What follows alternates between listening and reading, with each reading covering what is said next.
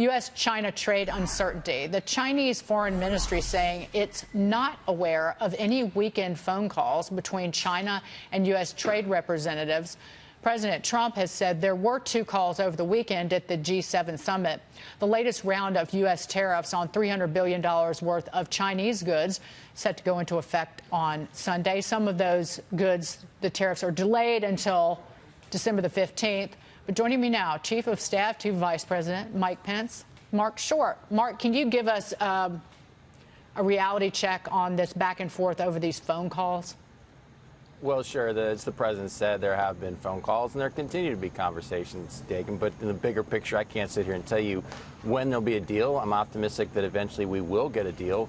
But I think the president's been very clear about his position here. For many years, we've had administrations that have basically provided China with favorable terms in which they've continued to even violate those and continue to steal intellectual property, continue to force transfer of ownership, continue to manipulate their currency. And this president said we're not going to do that anymore. And he's doing that to protect the American worker because many jobs have been lost to other countries. And so he's going to stand up to China, unlike previous administrations. In order to stand up to China and fight the theft of our intellectual property, the forced surrender of technology, the espionage threat around the globe, if you look at it from 35,000 feet, this is something that's likely not going to get resolved by the election next year. Is that safe to say? How would you react to that? No, I wouldn't be that determinative, Dagan. I think that right now the reality is we continue to see statistics of manufacturing leaving China and in many cases going to other parts of Asia, in many cases returning here to the United States, where this president's helped to make the regulatory burden a lot lighter. Tax reform has helped to encourage companies to come back home.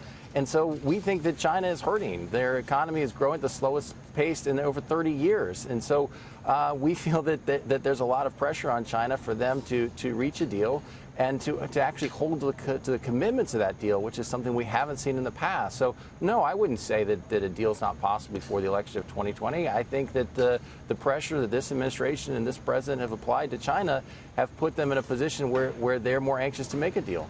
Farmers in this country clearly are feeling the pressure from the retaliation, particularly from China, and we can get into the new trade deal with Japan, but farmers are upset.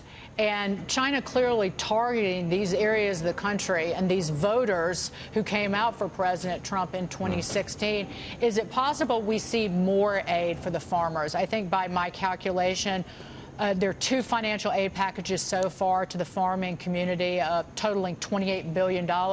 Is that something, additional funds for those farmers, is that something that's possible? Well, Dagan, I do think that China will continue to target them, and I think that the president enjoys widespread support across agricultural communities across the United States. But the thing we can do most to help them is actually get Congress to pass the USMCA deal, because in many cases there were markets that were closed to dairy farmers that this president's now open with Canada and significant trade with Mexico as well. And so the best thing that we can do for them is continue to open up access to new markets, as this president's also doing with Japan, and he's been in the effort of trying to do in the EU, where in many cases our markets, our products have been closed, and he's trying to lower those barriers to entry so we have more free trade. Let's talk about that, the push for a vote on USMCA. Vice President Mike Pence looking to swing Democrats to press Nancy Pelosi to bring the trade agreement to a vote. The Wall Street Journal also has an article about Democrats like Colin Allred in Texas who are really trying to push this, talking to businesses about the need for a vote on it. Can you give us any detail on what's happening behind the scenes? Well, Ambassador Lighthizer continues to have, I think, very encouraging negotiations with Speaker Pelosi and many of the congressional Democrats. And so we remain optimistic that we will get a vote this fall.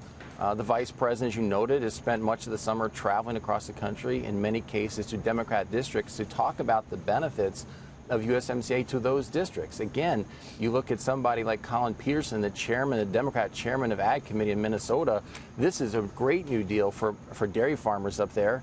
You look at a lot of the auto manufacturing, where you've seen jobs flee our country, and labor union support for a new deal in much of the Midwest. That's where the vice president's been traveling to make the case to those constituents. So Democrat members will go to Speaker Pelosi and say, we need to have a vote on this. Again, we remain optimistic we'll do, but Dagan, step back for a second and say, if essentially Democrats deny a vote, what they're telling their constituents is, we prefer NAFTA. We prefer the deal that we've seen thousands of jobs flee our country to south of the border, and that is our preference, is to leave the status quo with NAFTA. Right. That's essentially what they're saying if they deny a vote. So again, we think that we'll get a vote this fall. We're confident if we get a vote, it'll pass, and we think the president's negotiated a better deal with Mexico and Canada, and it's time to get it done because, as you've said, it will benefit many communities in our country, both agriculture and auto manufacturing. Right, the unions. Turning to the border, the Department of Homeland Security plans to divert $271 million worth of funding, mostly used for hurricane relief, and then allocate it to detaining and removing illegal immigrants. Your reaction to this? Because people on the other side of the aisle are losing their minds. That's hysteria, and the reality is that this is something that Republican and Democrat administrations do constantly, is to reprogram dollars, and when you do that, you submit the reprogramming up to Congress, and so this is pretty much standard of other administrations as well. This president said we have a national security crisis on our border. Democrats for many months had denied there was any sort of crisis. Now they at least accept there's a crisis. And this president will take every action he can, as he's told the American people, to make sure our southern border is secure. And part of that process is reprogramming dollars when you have it available. And I want to move on to this. So let's talk about former New York Federal Reserve President Bill Dudley wrote an op-ed for Bloomberg titled, "The Fed Shouldn't Enable Donald Trump." Here's some of what he wrote. Trump's re-election arguably presents a threat to the U.S. and global economy, to the Fed's independence and its ability to achieve its employment and inflation objectives.